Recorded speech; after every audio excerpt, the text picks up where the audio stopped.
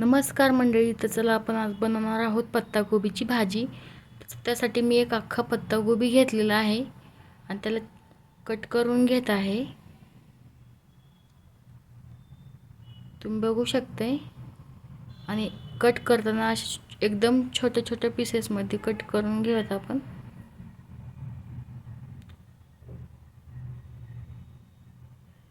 कधी पण स्वयंपाक करण्याच्या अगोदर किचन वाटा वगैरे स्वच्छ घासून धुवून घ्यायचा. मी दररोज किचन स्वच्छ वगैरे घासून घेते स्वयंपाक करताना, कारण आपण बऱ्याचशा पालेभाज्या असतो की ज्या की आपण किचनवर कट करतो, त्याच्यामुळे आपण किचन वगैरे स्वच्छ ठेवले पाहिजे. मी किचन वगैरे स्वच्छ धुवून घेते. तुम्ही बघू शकताय मी एकदम बारीक कट करून घेत आहे पत्ताकोबी.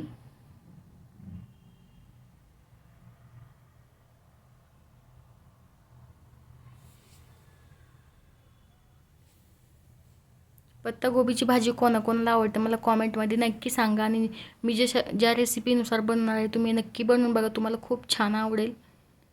तुम्ही बघू शकता सगळी पत्ताकोबी आपली कट करून झालेली आहे. अशा एकदम छोट्या छोट्या पीसेसमध्ये कट केल्या आहेत. चला तर आपण याला मग स्वच्छ धुवून घेऊयात. पाण्यामध्ये स्वच्छ 2 वेळेस धुवून घ्यायची.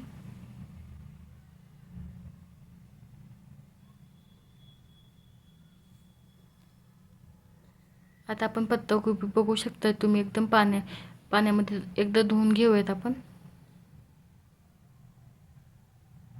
एक ताट घेते मी. ते ताटामध्ये आपण स्वच्छ धुवून घेतलेली पत्ताकोबी ठेवूयात.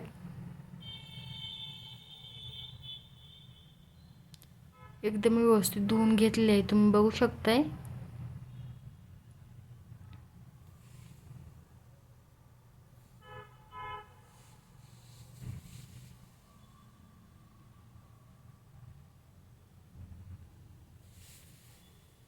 आता आपली पत्ताकोबी धुवून झालेली आहे. आता आपण गॅस चालू करून घेऊयात. गॅसवर कढई ठेवूयात.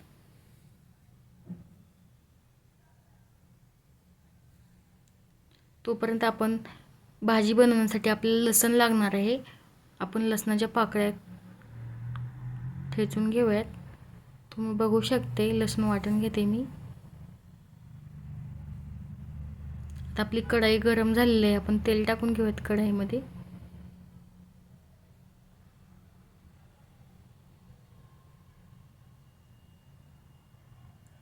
तेलामध्ये पाणी टाकल्यामुळे तेल तडतडतंय. आपलं तेल छान गरम झालेलं आहे. आपण याच्यामध्ये जिरे टाकून घेऊयात.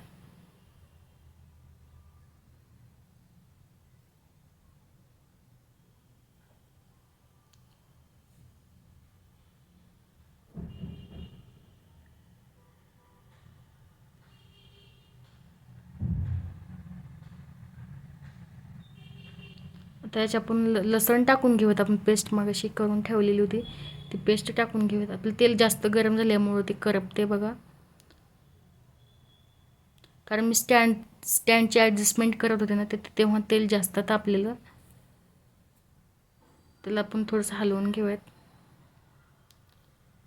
आता आपण जो पत्ताकोबी कट करून धुवून घेतलेला आहे ना तो याच्यामध्ये टाकून घेऊयात आपण.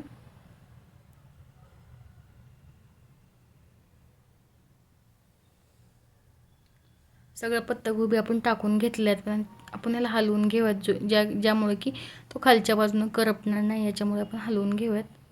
पत्ताकोबीच्या भाजीला पाण्याची गरज नसते, कारण त्याच्यामध्ये ऑलरेडी पाणी असतं. पत्ताकोबी बिना पाण्याची पण शिजते. असं काही नाही की कंपल्सरी पाणी टाकावं. बिना पाण्याची पण पत्ताकोबी एकदम छान आणि व्यवस्थित शिजते. त्याला पाण्याची गरज नसते. तुम्ही बघू शकता. आता याला आपण ना वाफेवर शिजते. आपण याला झाकून ठेवूयात.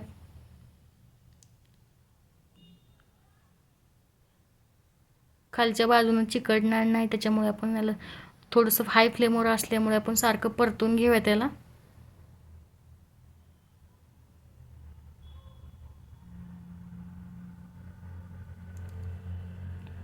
थोडंसं परतून घ्यायचं, नंतर झाकून ठेवायचं. परतून घ्यायचं, नंतर झाकून ठेवायचं, कारण याला वाफेवर लवकर शिजते भाजी. आता याला आपण झाकून ठेवूयात.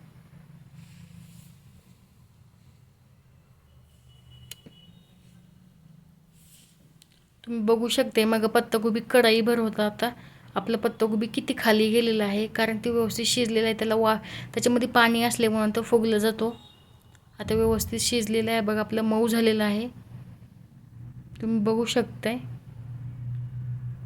एकदम मस्त मऊ झालेलं आहे आणि 40% म्हणण्यापेक्षा आपला 50% पत्ताकोबी शिजलेला आहे.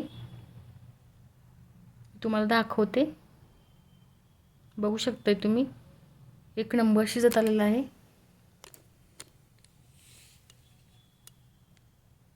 त्याच्यामध्ये आपण तिखट वगैरे टाकून घेऊयात. मी लाल तिखट टाकून घेतलेलं आहे 1 चम्मच.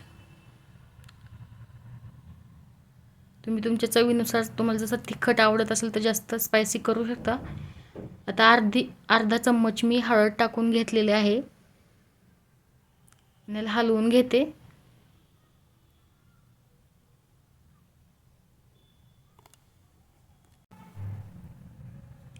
एकदम व्यवस्थित सगळीकडे तिखट वगैरे पसरलं पाहिजे, व्यवस्थित एकदम छान व्यवस्थित मिक्स झालं पाहिजे. तुम्ही बघू शकता आपल्या भाजीला कलर आलेला आहे. कोणी हिरवं तिखट पण टाकतं, म्हणजे हिरवी मिरची पण टाकून करतं, पण हिरवी मिरचीपेक्षा लाल मिरचीमध्ये एकदम छान चवदार लागतं. आता याला आपण चवीनुसार मीठ टाकून घेऊयात.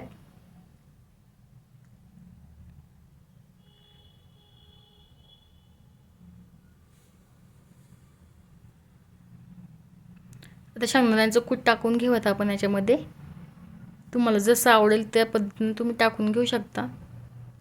भाजीला शेंगदाण्याच्या कुटामुळे एकदम छान चव आणि एकदम घट कन्सिस्टन्सी खूप छान येते. सॉरी. त्याला आपण छान मिक्स करून घेऊयात.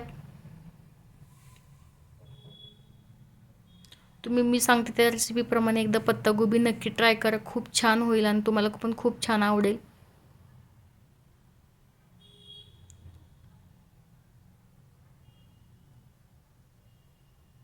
तुम्ही बघू शकता आपलं पत्ताकोबी जवळपास 80% शिजलेला आहे.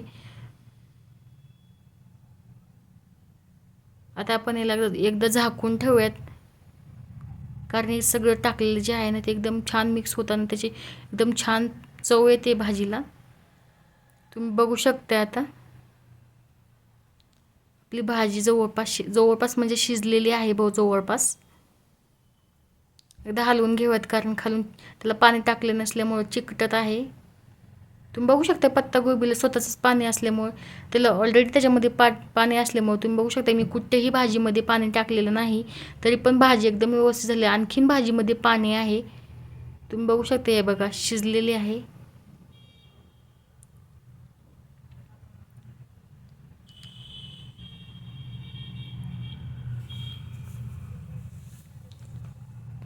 तुम्ही नक्की ट्राय करा. मी जशी भाजी केलेली आहे ना, तुम्ही त्या पद्धतीने नक्की भाजी ट्राय करा, तुम्हाला नक्की आवडेल.